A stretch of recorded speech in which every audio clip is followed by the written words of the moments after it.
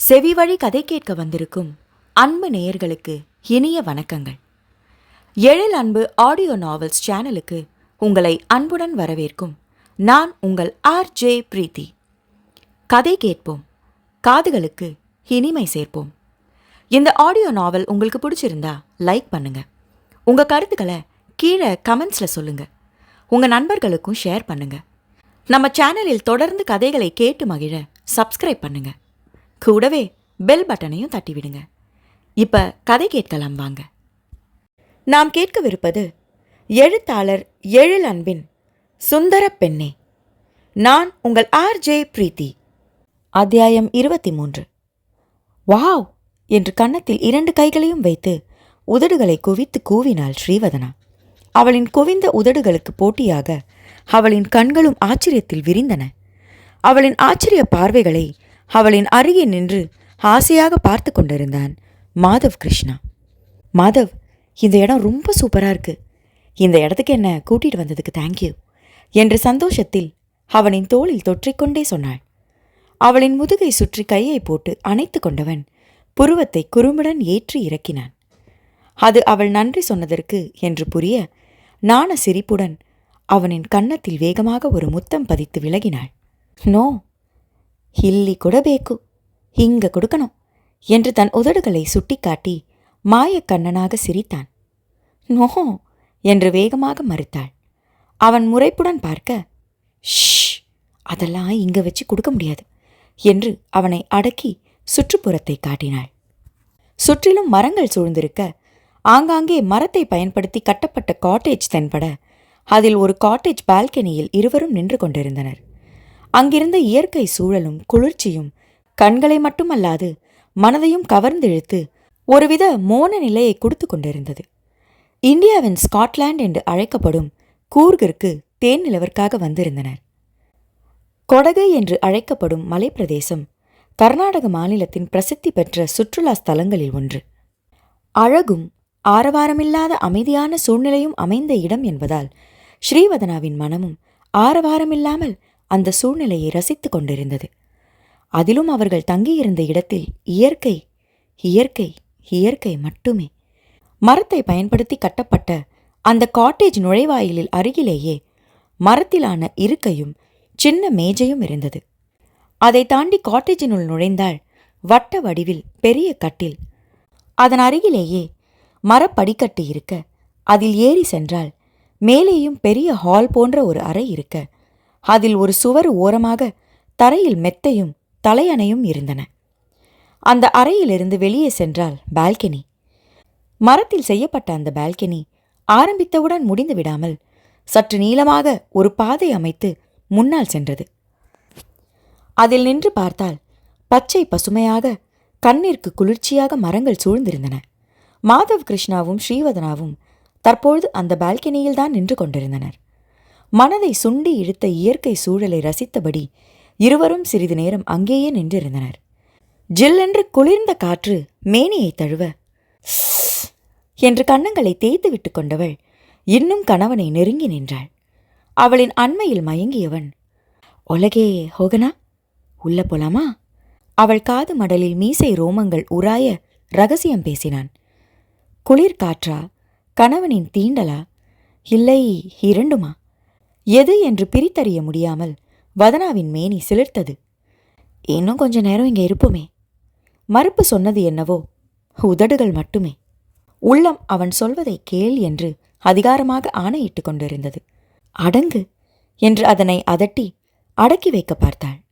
மாட்டேன் என்று துள்ளி திமிரிக்கொண்டு கணவனின் பக்கம் சாய்ந்தது.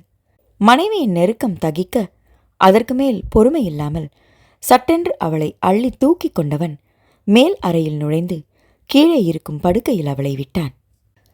உன்னா சும்மா தூக்கிட்டு இருக்கீங்க என்று சினுங்கியவள் அருகில் பால்கனி கதவை மூடிவிட்டு வந்தாள். மெத்தையில் அமர்ந்து சுவரில் சாய்ந்து அமர்ந்தவன் அவளை இழுத்து தன் நெஞ்சோடு சாய்த்து கொண்டு அவள் முக வடிவை ஒற்றை விரலால் வருடினான். அதில் அவள் கூசி சிலிர்ப்பதை ரசித்து கொண்டே, மை ஸ்வீட் பேபி, ரொம்ப ரொம்ப சாஃப்டா இருக்க, உன்னை எப்பவும் என் கைக்குள்ளேயே வச்சுக்கணும் போல இருக்கு என்றவன் அவளை கைக்குழந்தையைப் போல தன் மடியில் வைத்து கொஞ்சினான். அவனின் அன்பிலும் அணைப்பிலும் உருகி கரைந்த வதனா வாகாக அவனின் கைகளில் அடங்கிக் கொண்டாள். நெருக்கம் நெருங்க தம்பதிகளுக்கான கணங்கள் மெல்ல மெல்ல கரைந்தன. நன்ன சுந்தர பெண்ணே என்று தொடர்ந்து மாதவ் கிருஷ்ணாவின் குரல் காதலாக, தாகமாக, ஏக்கமாக, மோகமாக ஒலித்துக்கொண்டே இருந்தது. அவன் அழைப்பிற்கு ஏற்ப காதலை பிரதிபலித்து, தாகம் தணித்து, ஏக்கத்தை தீர்த்து, மோகத்தில் மூழ்கி கணவனுள் ஆழ்ந்து போனாள் ஸ்ரீவதனா. என்னவோ எனக்கு இப்போ ஸ்பெஷல் பேர் வைப்பீங்கன்னு சொன்னீங்க, அப்படி எதுவும் காணுமே, வழக்கம் போல சுந்தர பெண்ணே தான் வருது என்று சிலுங்களுடன் அவனின் தோளில் சாய்ந்து கொண்டே கேட்டாள். இதைவிட பொருத்தமான பேரு வேற என்னவா இருக்க முடியும்? அழகுங்கிறது உடம்புல மட்டும் இல்லை, மனசுலையும் இருக்கணும். உன் மனமும் அவ்வளோ அழகு. உங்கள் அப்பாவுக்கு என்னை பிடிக்கலன்னு என்கிட்ட இருந்து விலக நினைக்காம காத்திருந்து என் கையை பிடிச்சிருக்க. இப்போ காதல் எல்லாம் பாசிங் க்ளவுட்ஸ் தான். பிரச்சனை இல்லாத வரைக்கும் சேர்ந்து சுற்றிட்டு சின்ன பிரச்சனை வந்தால் கூட பிரிஞ்சு போயிடுறவங்க தான் அதிகம். ஆனால் நீ என் மேலே எவ்வளோ பிரியம் வச்சிருக்கேன்னு உன்னோட ஒவ்வொரு செயல் மூலமாகவும் எனக்கு உணர்த்தியிருக்க. நன்ன சுந்தர பெண்ணேன்னு நான் சும்மா சொல்லலை, உணர்ந்து சொன்னேன் என்றவன் அவள் மூக்கின் நுனியில் இதமாக இதழ் ஊற்றினான். நான் என்ன செஞ்சேனா? இதெல்லாம் ஒன்றுமே இல்லை. அப்பா உங்களை அவமானப்படுத்தினதையும் பொருட்படுத்தாம எனக்காக ஏன் வார்த்தைக்காக காத்திருந்தீங்க. அது மட்டுமா, கல்யாண விஷயத்தில் எல்லாமே அப்பா விருப்பப்படி தான் நடந்தது. அதையெல்லாம் எந்த முகசுளிப்பும் இல்லாமல் ஏற்றுக்கிட்டீங்க. அப்பா உங்ககிட்ட சரியாக பேசக்கூட இல்லை. அதையும் கூட பெருசுப்படுத்தி நீங்கள் கோச்சிக்கலை, மாப்பிள்ளை முறுக்க காட்டலை. உங்கள் இந்த குணத்துக்கு முன்னாடி நான்லாம் ஏமாத்திரம் என்று கேட்டபோதே அவள் குரல் நெகிழ்ந்திருந்தது. அப்படியெல்லாம் எதுவும் இல்லை. நம்ம காதலில் உங்கள் அப்பா வில்லனா இருக்கணும்னு விதி. விதி கூட போய் முட்டி மோதவான்னு பொறுமையாக இருக்கனாக்கும் என்று நமட்டு சிரிப்புடன் சொல்லி உடல் குலுங்க சிரித்தான். எங்க அப்பா விதியா என்று செல்ல கோவத்துடன் அவன் தோளில் சட்டென்று அடித்தாள். விதி இல்லையா? அப்போ சதியா இருக்குமோ என்று யோசனையுடன் கேட்டவன் ஓர பார்வையாக பார்த்தான். மாதவ் என்று சினுங்களாக அழைத்தவள், அப்பாவை அப்படிலாம் சொல்லாதீங்க. அவருக்கு எங்கே தன்னை சுற்றி இருக்கிறவங்க எல்லாம் அவரை குறை சொல்லிடுவாங்களோன்னு பயம். அதனால தான் கொஞ்சம் பிடிவாதமாக இருந்துட்டாரு. அப்பா எவ்வளோ நல்லவர் தெரியுமா என்று பெருமையுடன் கேட்டாள். ம் என்று நக்கலாக இழுத்தவன் மேலும் ஒன்றும் சொல்லவில்லை. மாதவ் என்று அவள் மீண்டும் ஆரம்பிக்க, அது சரி, உனக்கு செல்லப்பேர் வைக்க சொன்னியே, எனக்கு ஒரு செல்லப்பேர் வச்சியா என்று கேட்டு பேச்சை மாற்றினான். உங்க பேரே செல்லமா ரசனையான பேரா தானே இருக்கு, இதுல என்ன ஸ்பெஷலா வைக்கவா என்று கொஞ்சலாக கேட்டாள். அப்படி என்ன ரசனா இருக்கான்? இத்தனை வருஷமா எனக்கே தெரியாம ரசனையா? வியப்புடன் புருவம் உயர்த்தி கேட்டான். அதுவா, மாதவ். மாதவ்னு நான் உச்சரிக்கும் போதெல்லாம் மை லவ் மை லவ்னு சொல்கிற ஃபீலிங் தான் எனக்கு வரும். மை லவ் மாதவ் என்று அவள் கிசுகிசுப்பாக உரைக்க, வியப்பு குடியிருந்த அவன் கண்களில் இப்பொழுது காதல் குடியிருக்க, அவள் உணர்ந்து சொன்ன இதழ்களுக்கு தன் அதரங்களை தாரை வார்த்து கொடுத்தான். கோர்கில் இருந்த 3 நாட்களும் தம்பதிகளுக்கு தித்திப்பான தருணமாக நகர்ந்தது. ஸ்வீட் நத்திங்ஸ் பேச்சுகள் நிறைய பேசிக்கொண்டனர். பகலில் நீர்வீழ்ச்சி, அங்கிருந்த பொழுதுபோக்கு பூங்காவில் நேரத்தை செலவழித்து விதவிதமான புகைப்படங்கள் எடுத்துக்கொண்டனர். எல்லாம் இயல்பாக நடப்பது போல் இருந்தாலும் ஸ்ரீவதனாவுக்கு மட்டும் உள்ளுக்குள் ஒரு உறுத்தல் வந்து சென்று கொண்டே இருந்தது. அதுவும் சரியாக அவள் வீட்டிலிருந்து அவளுக்கு அழைப்பு வந்தபோதுதான் அந்த உறுத்தல் வருகிறது என்று சொன்னால் சரியாக இருக்கும். அவளுக்கு காதலை அணுவணுவாக பரிசாக தருபவனுக்கு அவள் வீட்டிலிருந்து தொலைபேசி அழைப்பு வந்தால் மட்டும் முகத்தில் மாறுதல் வருவதை உணர்ந்திருந்தாள். ஏன் என்ற கேள்வி தோன்ற கேள்வியுடன் பார்ப்பாள்.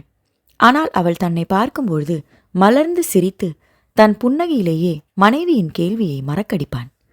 அவளும் அந்த நிமிடம் அதை மறந்து விடுவாள். மேலும் அதை பற்றி பெரிதாக யோசிக்க முடியாமல் அவர்களின் தேனிலவு இனிமையாக முடிந்தது. பெங்களூரு வந்து சேர்ந்தனர். தேனிலவு செல்வதற்கு முன்பே அவனின் மருத்துவ நண்பர்கள் அங்கேயே இருந்த உறவினர்களுக்காக ஒரு பெரிய ஹோட்டலில் பார்ட்டி வைத்து முடித்திருந்தான். அதனால் பெங்களூரு வந்ததும் ஒரு நாள் வீட்டில் ஓய்வு எடுத்துவிட்டு மறுநாள் சென்னைக்கு செல்வதாக முடிவு செய்திருந்தனர். நாளை தன் வீட்டிற்கு செல்லப் போகிறோம் என்ற சந்தோஷத்துடன் அன்று முழுவதும் வலம் வந்தாள் ஸ்ரீவதனா. அன்று மாலை மாதவ், நாளைக்கு ஊருக்கு கொண்டு போக ஏதாவது வாங்கிட்டு போலாமா? ஷாப்பிங் போலாமா என்று கேட்டாள். போலாம். என்ன வாங்கணும்? மால் போனா போதுமா என்று கேட்டான். மாலே போலாம். அப்படியே கொஞ்ச நேரம் சுத்திட்டு வரலாமே என்றாள். ஓகே என்றவன் அவளை அழைத்து கொண்டு சென்று அவள் கேட்டதையெல்லாம் வாங்கி கொடுத்தான். வெளியே சுற்றிவிட்டு இரவு உணவையும் வெளியே முடித்துவிட்டு வீடு வந்து சேர்ந்தனர். மறுநாள் அதிகாலையில் ஊருக்கு காரிலேயே கிளம்புவதாக இருந்தனர். ஸ்ரீவதனா 4 மணிக்கெல்லாம் எழுந்து தயாராக ஆரம்பித்தாள். மாதவ் உறங்கிக் கொண்டிருக்க அவனை தான் கிளம்பிவிட்டு பின் எழுப்பிவிட்டு கொள்ளலாம் என்று நினைத்து குளிக்கச் சென்றாள். அவள் குளித்துவிட்டு வெளியே வந்தபோது மாதவ் அலைபேசியில் யாருடனோ சீரியஸாக பேசிக் கொண்டிருந்தான். இந்த நேரம் யார் என்று புரியாமல் அவள் பார்க்க, பேசிக்கொண்டே அவளை கண்டு கொள்ளாமல் குளியல் அறைக்குள் புகுந்தாள். 10 நிமிடங்களுக்கு பிறகு வெளியே வந்தவன், வதனா, நான் அவசரமாக ஹாஸ்பிட்டல் போகணுண்டா, ஒரு எமர்ஜென்சி என்று சொல்லிக்கொண்டே உடையை மாற்ற ஆரம்பித்திருந்தான்.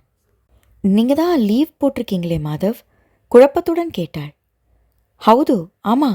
ஆனா இப்போ வேற டாக்டரும் ஒரு பர்சனல் வேலையா வர முடியாம போயிருச்சான். நான் வர முடியுமான்னு ஹாஸ்பிட்டலில் கேட்குறாங்க. நான் வந்து மீதி டீட்டெயில்ஸை சொல்கிறேனே, இப்போ பேச நேரம் இல்லை என்றவன் படபடவென்று கிளம்பி வாயிலை நோக்கி சென்றான். ஸ்ரீவதனாவிற்கு பேச வாய்ப்பே கிடைக்காமல் போக அவன் பின்னால் சென்றாள். கதவை திறந்து கொண்டே, கவனமா இருடா, சேஃப்டியா லாக் பண்ணிக்கோடா என்று சொல்லிக்கொண்டே போனான். நாம இன்னைக்கு ஊருக்கு கிளம்பணுமே மாதவ் என்று அவள் சொன்னதை கேட்க நேரமில்லாமல் வெளியேறி மின்தூக்கியில் ஏறியிருந்தான். ஏமாற்றமாக உணர்ந்தாள் ஸ்ரீவதனா. எமர்ஜென்சி என்றால் ஏதோ சின்ன குழந்தைக்காக தான் இருக்கும்.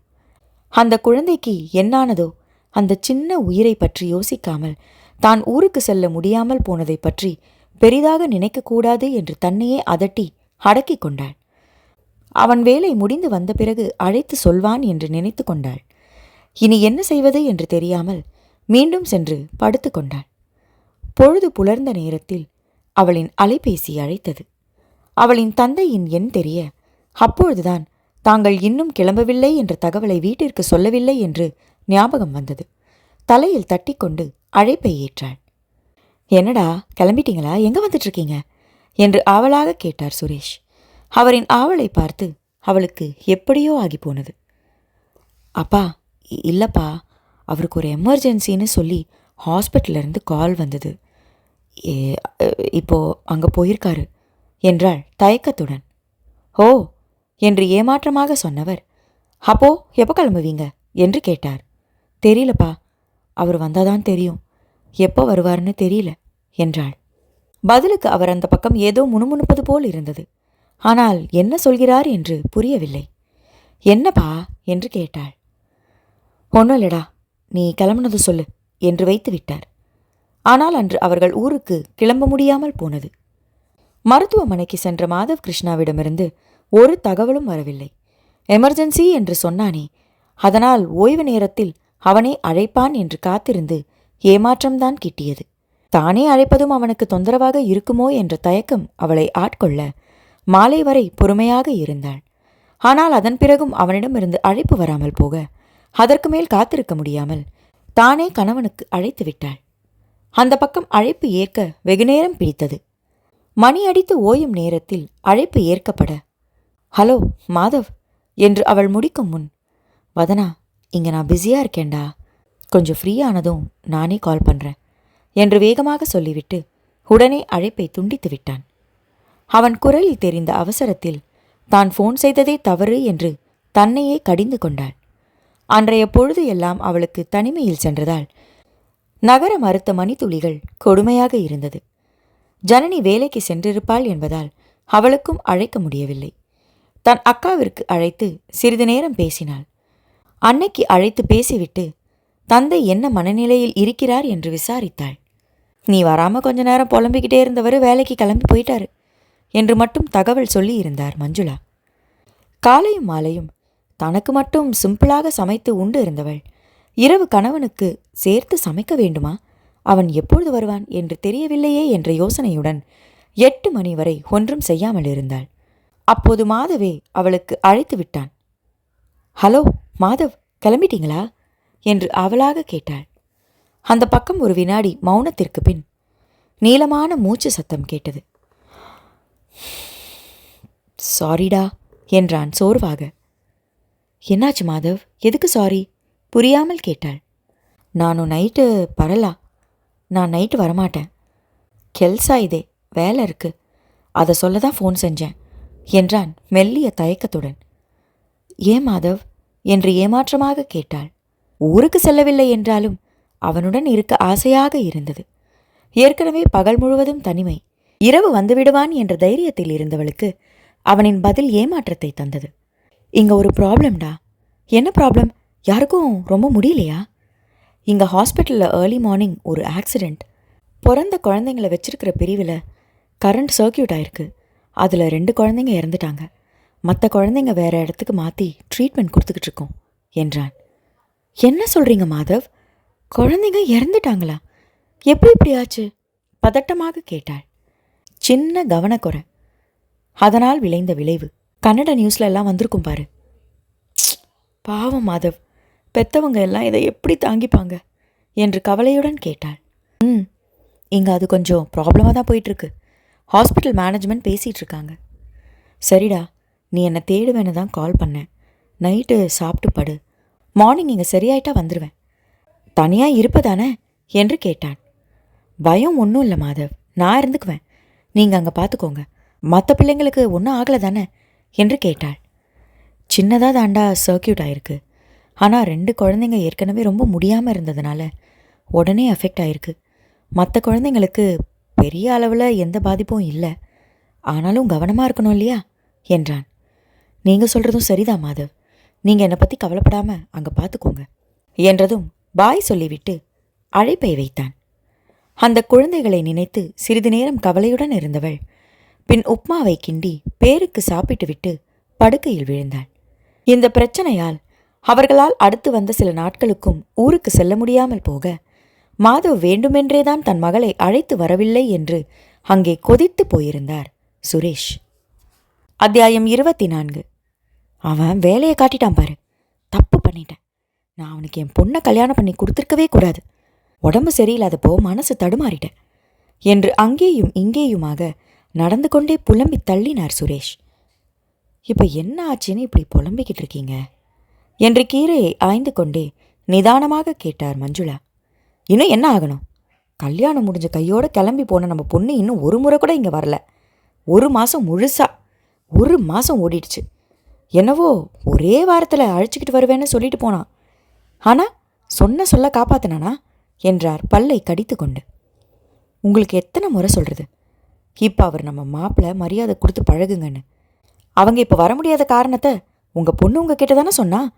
அப்போ எல்லாம் சரிடான்னு தலையாட்டிட்டு இப்போ என்கிட்ட குதிச்சா நான் என்ன பண்ண முடியும்? அதெல்லாம் பொய்யா இருக்கும்.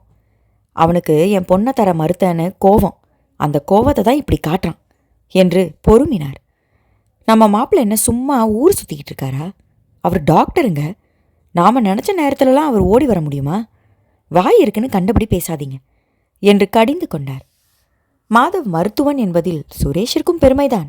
அதுவும் அவரின் உறவினர்கள், உனக்கு என்னப்பா ஒரு மாப்பிள்ளை இன்ஜினியரு, இன்னொரு மாப்பிள்ளை டாக்டர் என்று பொறாமையுடன் சொல்லும்போது சற்று கர்வமாகவும் உணர்ந்திருக்கிறார். ஆனாலும் இங்கே தன் பெண்ணை அழைத்து கொண்டு வராதது எந்த வகையில் நியாயம் என்ற பொறுமல் மட்டும் அடங்க மாட்டேன் என்றது. நம்ம பொண்ணு நம்ம வீட்டுக்கு வராமல் இருக்கா, அதை பற்றி உனக்கு கொஞ்சமாவது கவலை இருக்கா? அதை விட்டுட்டு எப்பா பார்த்தாலும் உன் மாப்பிள்ளைக்கே சப்போர்ட் பண்ணிக்கிட்டு இருக்க என்று மனைவியிடம் சிடுசிடுத்தார். நான் ஒன்றும் உங்களை மாதிரி கண்மூடித்தனமாக இருக்கலையே. அவங்க சூழ்நிலையை என்னால் புரிஞ்சுக்க முடியுது.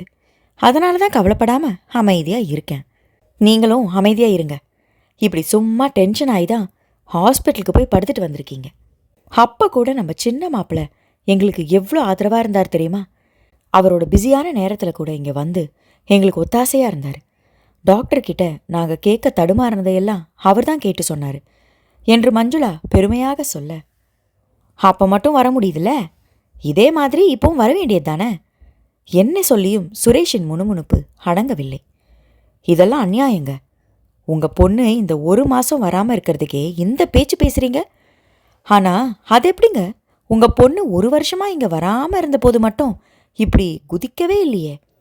அப்போ எல்லாம் பேசாமல் அமைதியாக தானே இருந்தீங்க, அப்போ மட்டும் இப்படி துடிக்கலையே என்று கேட்டார் மஞ்சுளா. துடிக்கலன்னு நீ கண்டியா என்ன என்று தனக்குள் முனகிக் கொண்டார் சுரேஷ். அந்த துடிப்பு தானே அவரின் இதயத்தையும் வலியில் துடிக்க வைத்தது. வெளியே விரைப்பாக கோபமாக காட்டிக்கொண்டாலும் அவரின் தந்தை பாசம் மகளை காண முடியாமல் துடிக்கவே செய்தது. இதயத்தில் வலி சுருக்கென்று குத்தியபோது தன் மகள் தன்னிடம் விருப்பப்பட்டு கேட்டதை கூட நிறைவேற்றாமல் சாகப் போகிறோமே என்ற அந்த நொடி அவர் தவித்த தவிப்பு அவர் மட்டுமே அறிந்தது. அதனால்தான் கண் விழித்ததும் மகளை பார்த்து உடனே அவள் விருப்பத்திற்கு சம்மதம் தந்திருந்தார். ஆனாலும் மாதவை முழு மனதாக தன் மருமகனாக ஏற்றுக்கொள்வதில் மட்டும் மனது இடறத்தான் செய்தது. இங்கே சுரேஷ் புலம்பிக் கொண்டிருந்த அதே நேரம் அங்கே பெங்களூரில் ஸ்ரீவதனா வேலைக்கு போய்விட்டு திரும்பி வந்து இரவு நேர சமையலை ஆரம்பித்திருந்தாள். இருவரும் வேலைக்கு செல்வதால் மற்ற மேல் வேலைக்கு ஒரு ஆளை நியமித்திருந்தனர். ஸ்ரீவதனா காலை வேலைக்கு சென்று இரவு 7 மணியில் வீடு வந்து சேர்ந்து விடுவாள். ஆனால் மாதவ் அப்படி இல்லை. வழக்கமான அப்பாயின்மெண்ட் பார்க்க காலை 10 மணியிலிருந்து மதியம் 1 மணி வரை நேரம் ஒதுக்குபவன் அதேபோல மாலை 5 மணியிலிருந்து இரவு 8 மணி வரை பார்ப்பான். இடைப்பட்ட நேரத்தில் உள் நோயாளிகளையும் பார்த்து அவனது நாள் பரபரப்பாகவே செல்லும். இதில் சில நாட்கள் இரவு டியூட்டியும் உண்டு.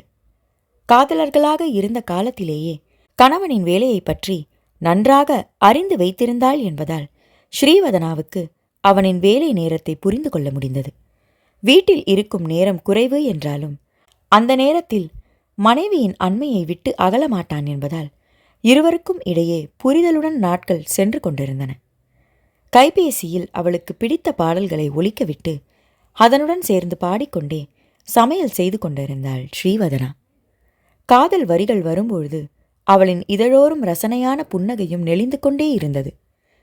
அந்த வரிகள் உடையவனுடன் இருந்த இனிமையான தருணங்களுக்கு இழுத்துச் சென்றன. அந்த தித்திப்பான நினைவுகளில் முழுகி முத்தெடுத்து கொண்டே வேலையை முடித்தாள்.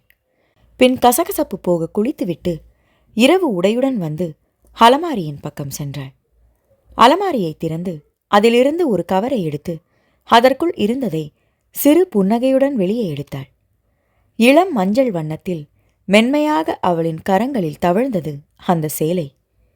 கடந்த வாரம் வெளியே சென்றிருந்தபோது அவளின் கணவன் ஆசையுடன் எடுத்து தந்திருந்த சேலை அது.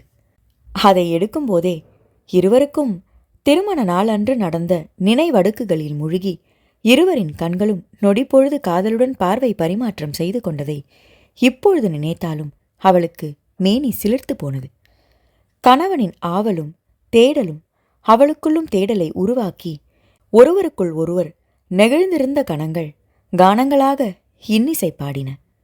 வேண்டும் வேண்டும் என்று ஆவலும் தேடலும் அதிகரித்ததை தவிர சிறிதும் குறையவில்லை. அந்த சேலையை இன்று கட்ட வேண்டும் என்று மாதவ் காலையிலேயே குறும்பு புன்னகையுடன் சொல்லிவிட்டு சென்றிருந்தான். இந்த 1 மாதத்தில் அவளை அவன் சேலை கட்ட சொல்வதும் அவள் கட்டத் தெரியாமல் தடுமாறுவதும் அவன் உதவுவதாக வந்து சீண்டுவதும் அவர்களுக்குள் அது ஒரு விளையாட்டாகவே ஆகியிருந்தது. அந்த விளையாட்டுதான் தொடர்ந்து கொண்டிருந்ததே தவிர இன்னும் சேலை கட்டி பழகும் வழியை தான் காணவில்லை.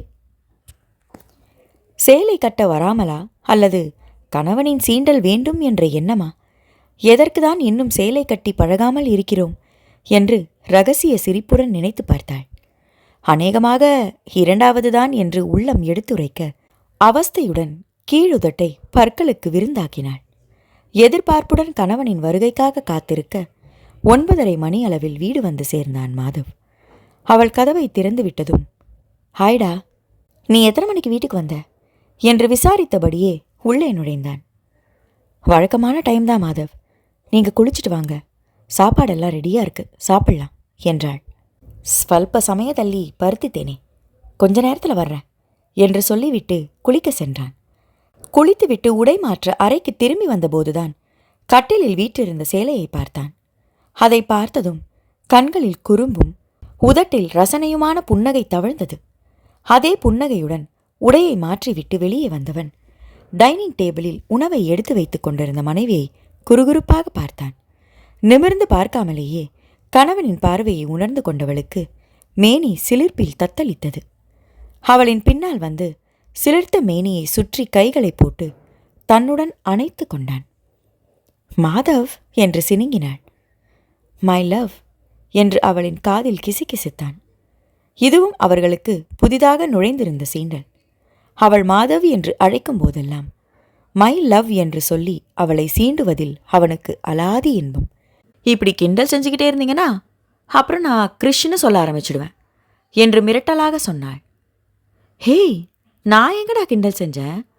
ரசிக்கிறேன்டா சுந்தர பெண்ணே. என் ரசனை புரியாம நீ பாட்டுக்கு பேரை மாத்திராத என்றான் கண்களை விரித்து பயந்தவன் போல. எது, இதான் உங்க ரசனையாக்கும் என்று அவள் சினுங்களாக கேட்க, பின்ன நீ மாதவ் மாதவ்னு சொல்லும் போதெல்லாம் எனக்கு மை லவ்னு கேட்குதே, அதை எப்படி என்னால் ரசிக்காம இருக்க முடியும் என்று கேட்டவன் அவளின் காதின் நுனியில் மென்மையாக தன் அதரங்களை பதித்தான்.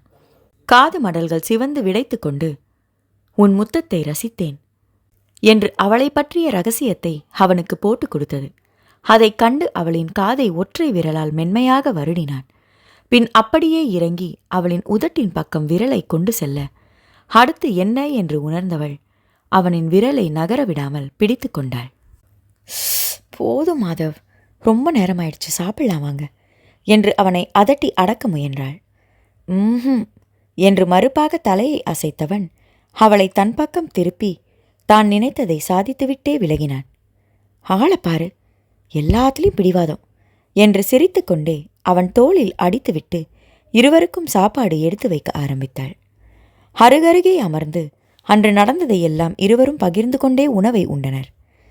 அவன் வேளையில் சந்தித்த சுவாரஸ்ய நிகழ்வுகளும் அவள் வேளையில் நடக்கும் விஷயங்களும் இருவரும் மனம் விட்டு பேசிக்கொள்வதில் இருவருக்குமே மகிழ்வான தருணங்கள்.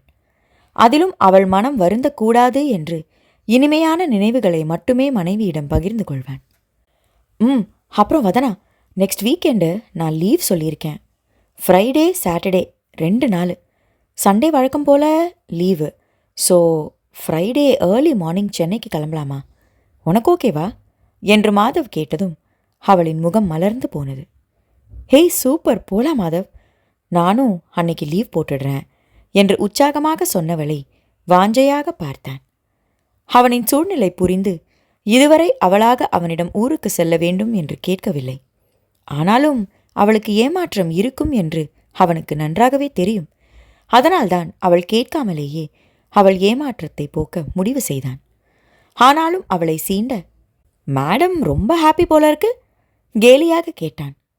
பின்ன இல்லையா, எல்லா பொண்ணுங்களுக்கும் பிறந்த வீட்டுக்கு போகிறதே தனி குஷிதான். அக்காலாம் அம்மா வீட்டுக்கு வந்தாதான் நல்லா ரெஸ்ட் எடுக்க முடியுதுன்னு சொல்லி அம்மா செஞ்சு கொடுக்குற விதவிதமான சாப்பாடை நல்லா மொக்குவா. அதே மாதிரி இப்போ எனக்கு ஃபர்ஸ்ட் அனுபவம் கிடைக்க போதே என்று சந்தோஷமாக ஆர்ப்பரித்தாள். ஐயோடா, அப்போ அம்மா வீட்டுக்கு போனதும் என்ன மறந்துடுவ போல இருக்கே. பத்தாததுக்கு உங்கள் அப்பாவோட செல்லம் வேற இருக்கும், அப்போ என்னை கண்டுக்க கூட மாட்டேன் என்றான் நம்மட்டு சிரிப்புடன்.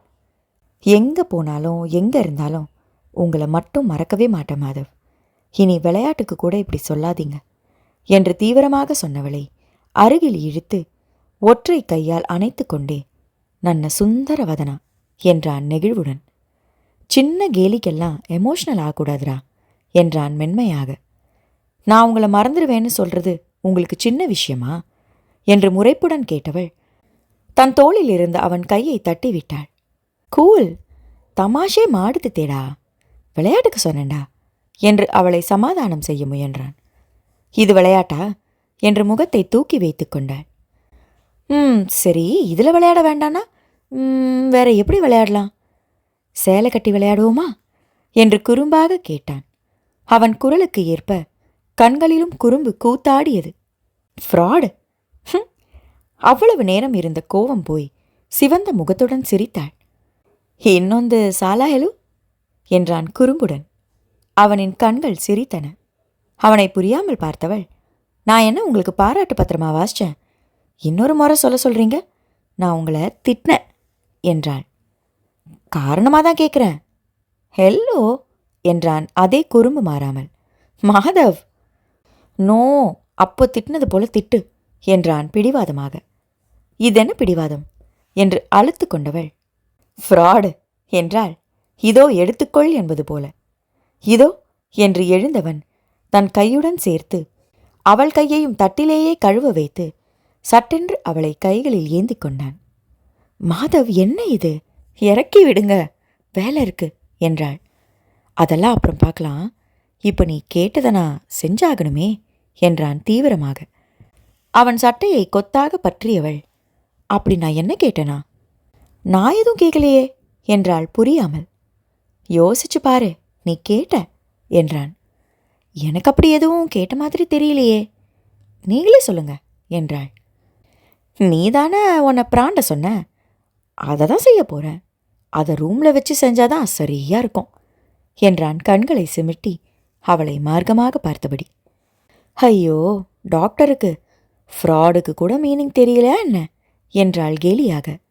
அதெல்லாம் நல்லாவே தெரியுமே. எங்க தெரிஞ்சது போல தெரியலையே. உனக்கு தான் காதலர்கள் மொழி தெரியல.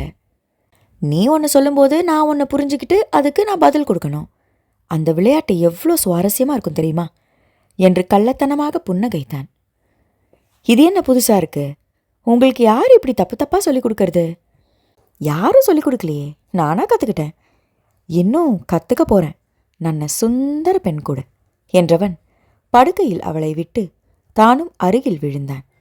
ஓகே, பிராண்ட ஆரம்பிக்கலாமா? எங்கிருந்து ஆரம்பிக்கலாம் என்று லஜ்ஜையின்றி கேட்டவன் கண்கள் லஜ்ஜனை இல்லாமல் அவள் மேல் மேய்ந்தன. அச்சச்சோ மாதவ், சேலை என்று கட்டிலில் தனக்கு அடியில் கிடந்த சேலையை ஞாபகப்படுத்தினாள். அது அப்புறம் என்றவனிடமும் அதன் பிறகு வார்த்தைகளுக்கு பஞ்சமாகி போனது. கேட்டவளுக்கும் வார்த்தைகள் தொண்டை குழியில் சிக்கிக் கொண்டன. காதல் பாடம் எப்படி படித்தால் என்ன? பாடம் பாடம்தானே.